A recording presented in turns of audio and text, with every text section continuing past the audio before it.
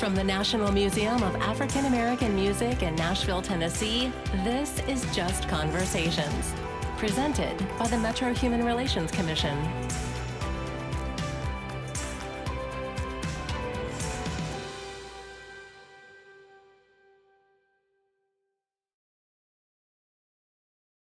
Good afternoon and welcome to this episode of Just Conversations.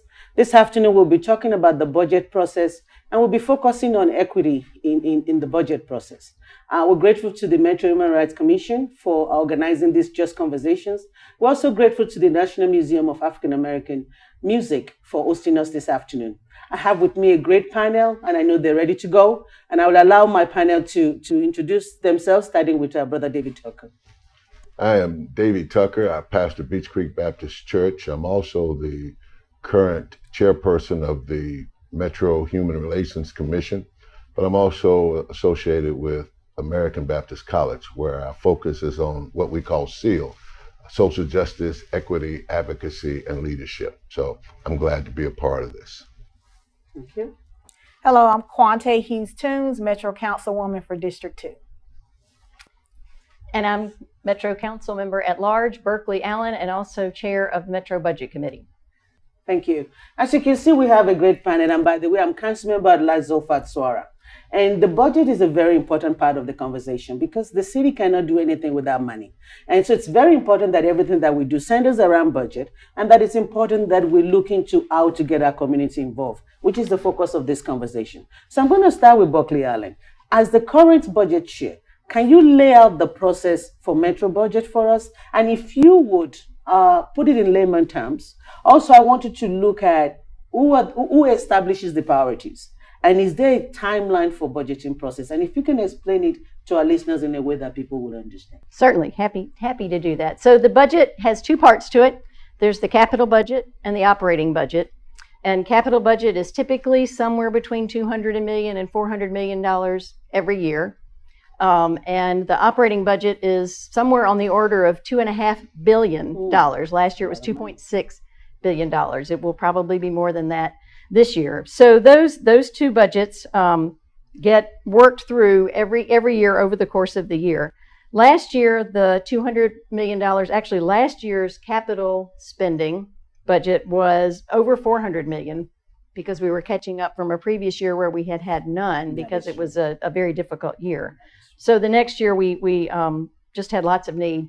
Most of that money was spent building 3 new schools, on transportation projects that we needed, a fire station, a police precinct, greenways, affordable housing, and North Nashville infrastructure. So the capital budget is things that we build, big things that are going to last for more than 5 years. And then the operating budget, which is the $2.6 billion, is how we run all of our departments. And that historically, the largest part of that has always been education. That's right under 40% at this point. If you look at a pie chart, that's the biggest chunk. And then the next biggest chunk is public safety and justice. And then after that is debt service, which is paying every year for some of that capital budget that we typically borrow money for in the form of bonds. And every year we pay a chunk of that back. And that's kind of the third biggest piece of our operating budget. And then under that, after that becomes general government, which is just what it takes to run things, most of the departments.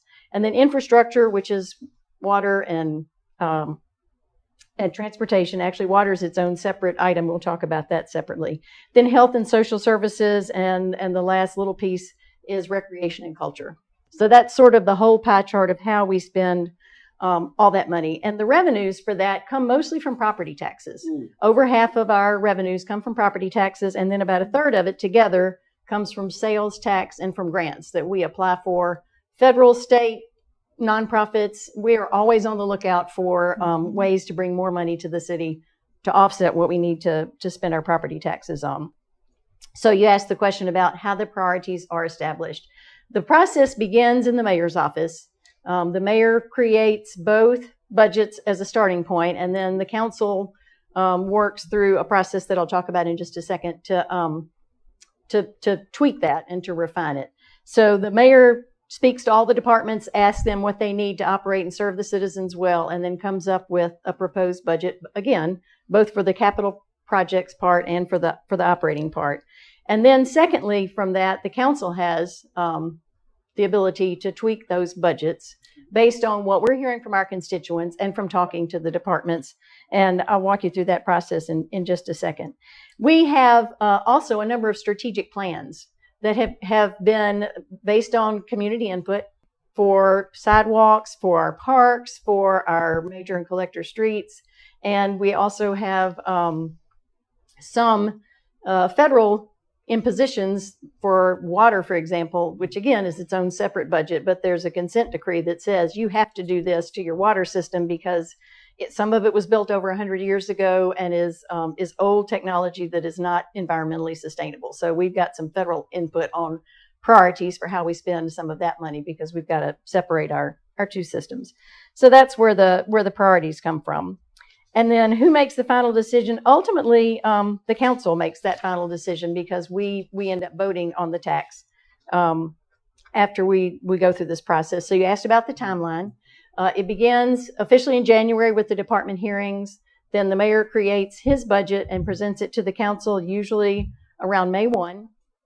And then we have exactly 2 months to look at that budget, to have our own public hearings, to have our own work sessions, to get as much input from the community as we can in terms of what they like, what they don't like. They are often very good at letting us know what they like and don't like. And then we have work sessions, which Councilmember Toombs did last year, a great job of creating opportunities for us to discuss how we might further refine that budget. And then by June 30th, we have to either adopt a substitute budget or the mayor's budget becomes what we will live with for the next year. So ultimately, the council has the ability to define the final project, and in almost every case, the council does come up with a new and improved budget, as it were. There's been one year where we couldn't come to agreement, and we went with the mayor's budget. That happens, but it's rare. So that's the specific timeline for that. Well, thank you.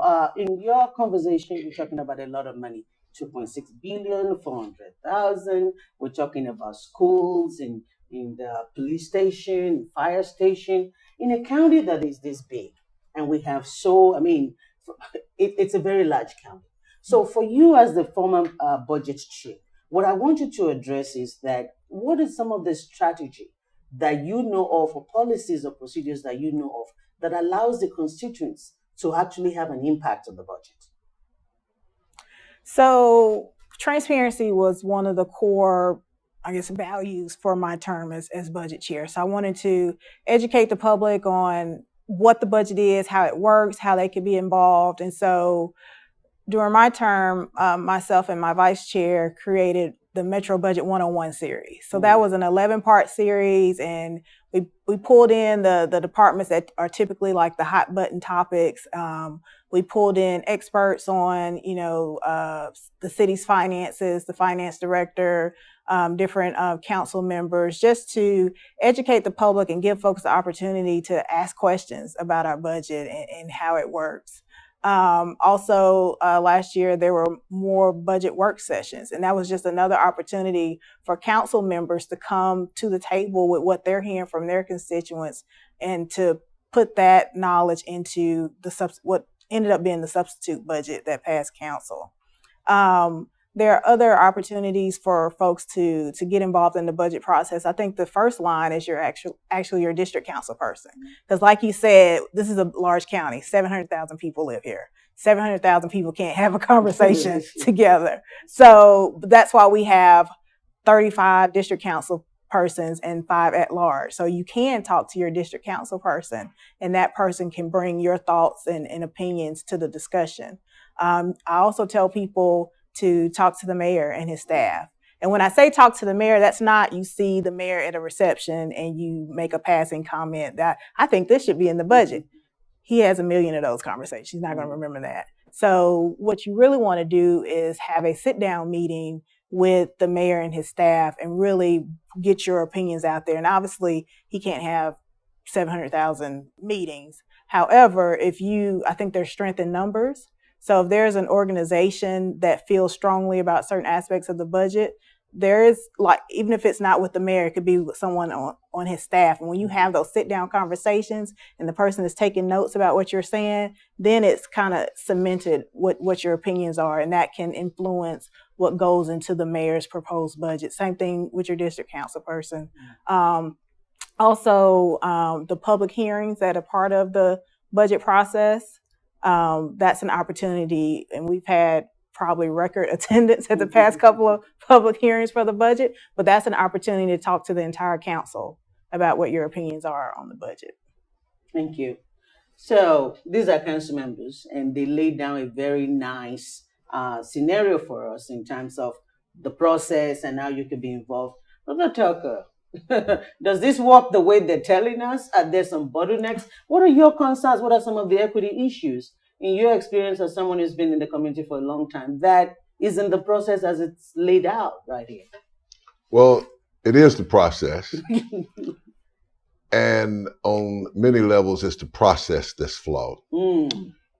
Starting with, it's really mayor-led. And so if the mayor outlines a particular budget with certain emphases, it's hard to get the council when it comes time to vote on those issues where 40 people, and I've seen it be real close, where the council splits really close over particular issues. But one thing that I've been an advocate for years, even before and with my work with the Metro Human Relations Commission, is a equity lens, where even if this system does not change, if you lay an equity lens, which would help you address what my concerns are about the marginalized communities that have been overlooked generationally over and over again. And a equity lens would make you ask certain questions that would have to be used to make certain decisions. So if a group such as the council voted to look at stuff through an equity lens, they would be forced then by the vote to have to be influenced by that. Right now, when you have individuals who say that that's how I approach it and that's how I do it, it doesn't always play out in the vote because the majority rules, and then there are rules which are so complicated. Every time I want to try to figure something out, I just throw my hands up and try to figure out someone to call, because we have communities that have been historically overlooked, and they have to be repaired. And I just think over the last few years, the community is starting to awaken to just how much power we actually have.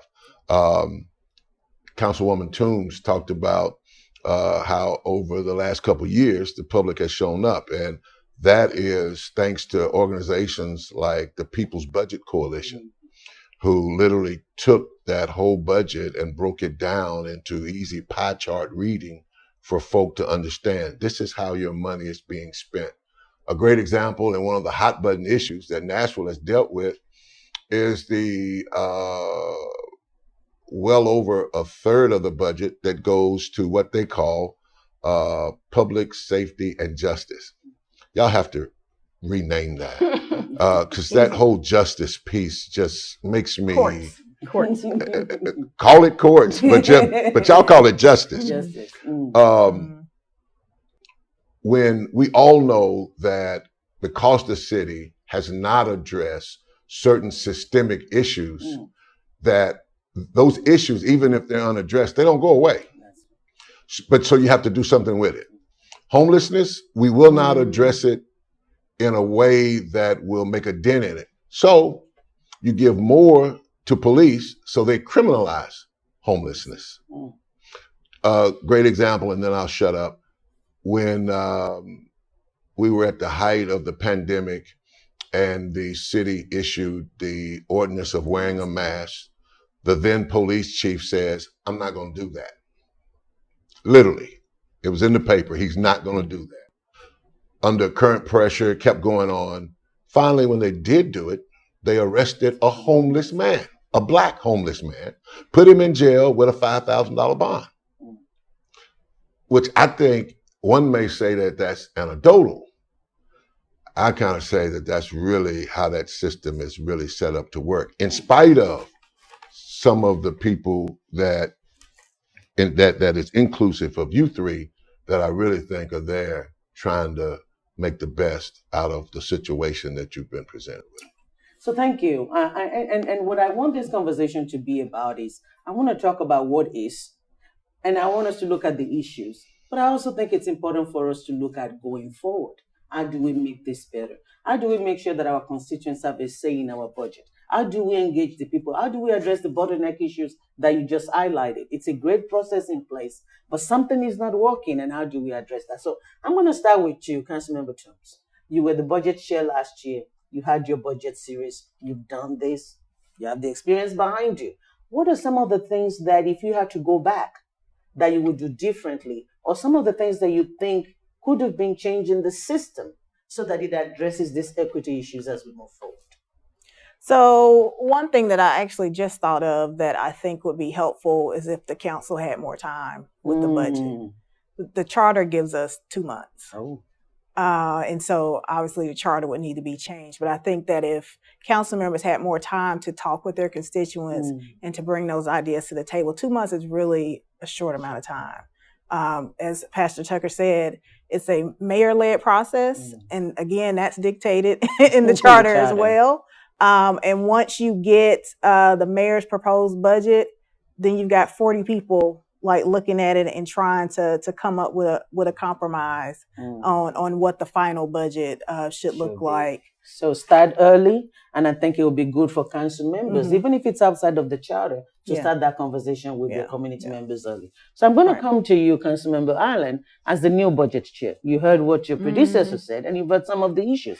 What are some of the things that planning this year's budget, and thank you for making me your vice chair, what are we going to do different? What are we going to build on what Chair Toombs did and the issues that we're facing? Great question. And absolutely build on is the word, because I think she got a lot of things right. Definitely want to continue the Budget 101. Maybe we'll call it Budget 102 series. I think people need to understand the budget so that they can participate in the process. I'd like to figure out some way to, maybe we start with the current year's budget, because they don't differ that much from year to year, and have, the public hearing and the discussion working with the current year's budget as what I want to see different in next year's budget is X. And I know what your list is going to include. So, we know where our starting point is. I also want to meet with key stakeholders, obviously the mayor, the finance director, economic community development, but also groups like the People's Budget Coalition and NOAA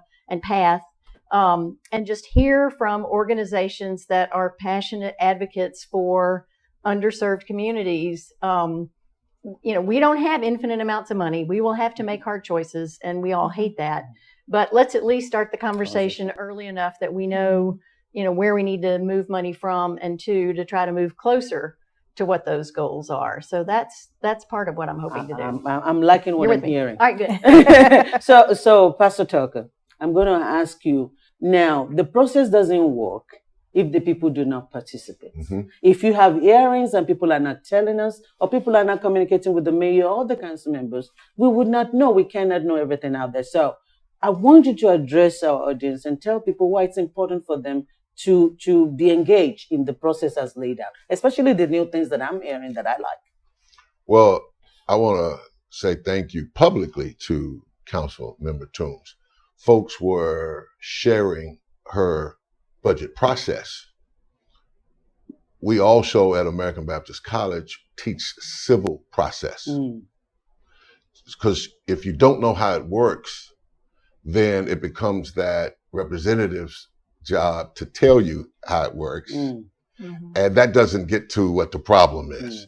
And so we have to know how it works, and we reserve the right to disrupt it.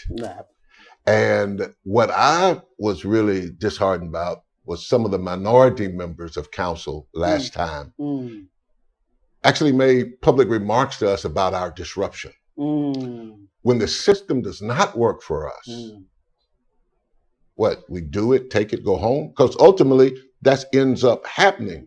But that moment of disruption is to mark that time for you all to say, yes, something. yeah. Okay. But this idea of civic education is so important that we have to understand how this thing works. And again, I can just only amen what Ms. Toombs is saying.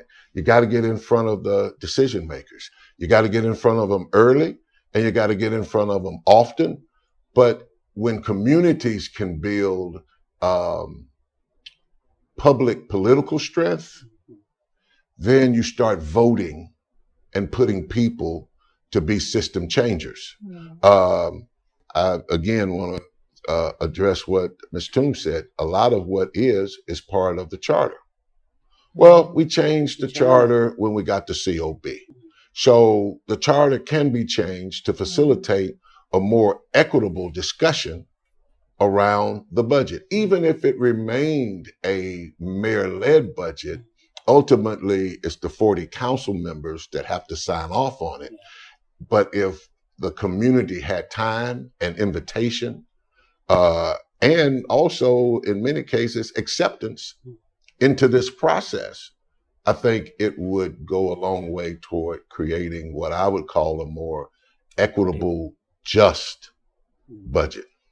Thank you. I do want to add also that in addition to Chair Toombs series, I also had a Facebook series on the budget process that was sent out, and the community was involved to be a part of that too.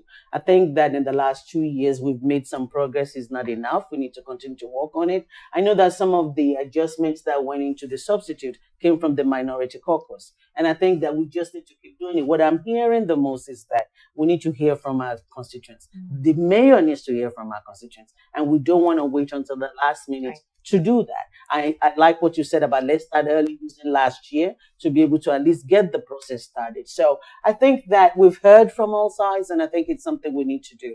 And so any last word before I wrap up? Anything that is burning that you need to say, that you have to say? Brother Tucker, one word. We don't have a lot of time, but can I do just a little bit more than one word? Make it a sentence. Political will. Political will. Political will to actually change against the isness and the altness. All right. Requires political will. I would build on that and say what strengthens political will is having advocacy groups have our back. So you guys have done a great job of saying this is something that's got to happen. And so, continue that pushing. Sometimes it is disruptive and uncomfortable, but sometimes it gives us the oomph that we need to have the political will to make important changes. So keep at it. I think we need to pay close attention to the participatory budgeting process that's in place right now, where the North Nashville and Bordeaux communities have an opportunity to vote on how to spend a $2 million bucket of money. I think that process is going to be really important going forward so that we can build on it, see what works, what doesn't work. But that is a really important mechanism for getting the community involved and having constituents actually have a say in how we spend money.